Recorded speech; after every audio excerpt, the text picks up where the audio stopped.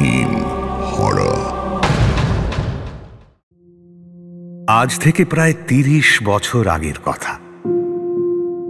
আজও সুশান্তর সেই দিনটার কথা চোখ বুঝলেই মনে পড়ে। নভেম্বর মাস। ভয়ঙ্কর খবরটা এলো দুপুর নাগাদ। সুশান্ত তখন নিজের স্টুডিওতে কাজ করছে। মেজবাবু জানালেন শিবতলার রাখাল দাসের মেয়ে পুড়ে মারা গেছে। বাড়ির লোকের দাবি রান্না করতে গিয়ে উনুন থেকে আঁচলে আগুন ধরে গেছে। কিন্তু পুলিশ তো আর মানুষের দাবিতে ভরসা করতে পারে না। লাশ কাটাছেঁড়া হবে, ময়না তদন্ত হবে, সেজন্য ছবি তোলা দরকার। আগেকার দিনে তো আর এখনকার মতো হাতে হাতে মোবাইল ফোন থাকতো না। কিছু হলে পেশাদার ফটোগ্রাফারের ডাক পড়ত। থানার পাশেই সুশান্তর স্টুডিও ছিল বলে ওই বেশিরভাগ সময় পুলিশি কাজের বরাত পেত। স্টুডিও বন্ধ করে সাইকেলটা নিয়ে সুশান্ত রাখাল দাসের বাড়িতে গেল।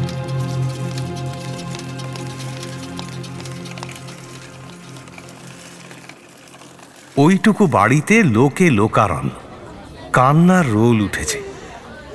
গোটা পাড়া যেন রাখাল দাসের বাড়িতে ভেঙে পড়েছে। গ্রাম দেশে তো আর উত্তেজক ঘটনা কিছু ঘটে না, তাই লোকের নিস্তরঙ্গ জীবনে এরকম কিছু একটা ঘটলে কৌতূহলের শেষ থাকে না। পুলিশি ব্যাপার বলে ভেতরে আগ্রহী হলেও বাইরে কেউ প্রকাশ করছে না। সুশান্ত জানে এরাই পরে এটাকে নিয়ে পাড়ার মোড়ে, চায়ের দোকানে, পুকুর ঘাটে কেচ্ছা করবে। ভিড় ঠেলে ভেতরে ঢুকল সে। তুলসী মঞ্চের একটু দূরে মৃতদেহ শোয়ানো রয়েছে। দুজন হাবিলদার পাহারা দিচ্ছে। সুশান্তর চেনা। সে যেতেই তারা সরে গিয়ে পথ ছেড়ে দিল। সুশান্ত শক্ত মনের ছেলে। পুলিশের কাজের ছবি তোলার সুবাদে অনেক মৃতদেহ দেখেছে, কিন্তু আজ যা দেখল তার ভয়াবহতা কথায় বর্ণনা করা কঠিন। মুখের এক পাশ পুড়ে গেছে, চোখের মনি ঠেলে বেরিয়ে এসেছে, দাঁতগুলো ঝুলছে, গাল থেকে খসে পড়েছে চামড়া, গলা থেকে বুক অবধি পুড়ে ঝামা। চোখের মনি দুটো তাও এতই জীবন্ত, দেখলে মনে হয় এক্ষুনি উঠে বসবে এই অবস্থাতেই, যেন এখনো দেহে প্রাণ আছে। সুশান্তর গা গুলিয়ে উঠল। কোনোমতে রেকর্ডের জন্য কয়েকটা ছবি তুলে সে ভিড় ঠেলে বেরিয়ে এলো।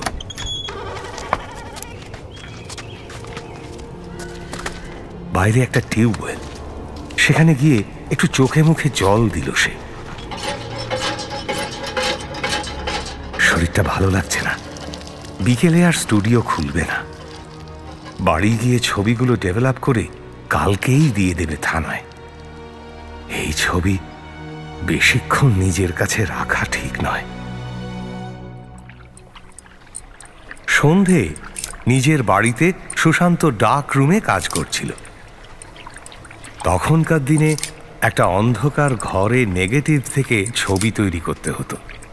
সেই ঘরটাকে বলা হতো ডার্ক রুম। একটি মাত্র টিমটিমে লাল আলো জ্বলছে। বাকি প্রায় 10 ফুট বাই 10 ফুট ঘরটা অন্ধকার। একটা ট্রেতে রাসায়নিক রাখা, তাতে নেগেটিভ থেকে ধীরে ধীরে ছবি তৈরি হবে। সুশান্ত সেদিকে তাকাল। ট্রের মধ্যে তরলে ধীরে ধীরে ফুটে উঠছে মেয়েটির পুড়ে যাওয়া মুখ, যেন অন্ধকার গহ্বর থেকে বেরিয়ে আসছে মেয়েটির ক্ষতবিক্ষত চেহারা। সুশান্ত চোখ সরিয়ে ঘরের চারপাশে তাকালো। বারবার মনে হচ্ছে ঘরে কেউ যেন আছে। সুশান্ত জোর করে মনটাকে শক্ত করবার চেষ্টা করল। সে জানে এটা বিভ্রম। একা অন্ধকার ঘরে মন দুর্বল হয়ে পড়ে। ছবিটা স্পষ্ট হয়ে উঠছে। অন্ধকার ঘরে ফুটে উঠছে একটা পোড়া মুখ। হঠাৎ সুশান্তর মনে হলো কে যেন কানের পাশে ফুঁপিয়ে ফুঁপিয়ে কাঁদছে। সে চমকে উঠল, কই, কেউ তো নেই। আবার সুশান্ত স্পষ্ট শুনতে পেল কানের কাছে কেউ যেন ফিস ফিস করে বলছে, সৎমা, সৎমা, সৎমা, সৎমা। ঘরময় উচ্চারিত হচ্ছে সেই ডাক, আর সুশান্ত চোখের সামনে দেখছে ডাক রুমের ওই লাল টিমটিমে আলোয় ফুটে উঠছে পুড়ে যাওয়া মুখটা।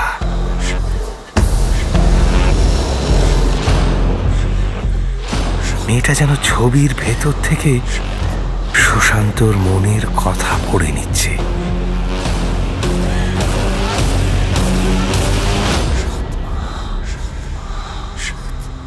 সেই রাতে কি হয়েছিল সুশান্তর মনে নেই। চোখে অন্ধকার নেমে এসেছিল তার। ঘুম ভাঙতে সে দেখেছিল ডাকরুমেই শুয়ে আছে, ভেন্টিলেটর দিয়ে ঘরে আলো ঢুকছে। পরে সে থানায় ছবিগুলো জমা দিয়েছিল। ময়না তদন্ত হতে জানা যায় রাখাল দাসের দ্বিতীয় পক্ষের স্ত্রী তার মেয়েকে পুড়িয়ে মেরে সেটাকে দুর্ঘটনা বলে চালাতে চেয়েছিল, তবে শেষ রক্ষা হয়নি।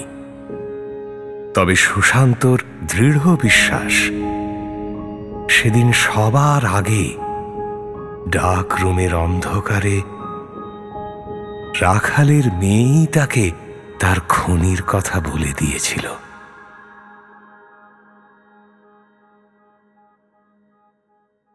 হাড়হিম হরর আপনারা শুনতে পারেন এক্সক্লুসিভলি মির্চি বাংলার ইউটিউব চ্যানেল এবং গানা অ্যাপে।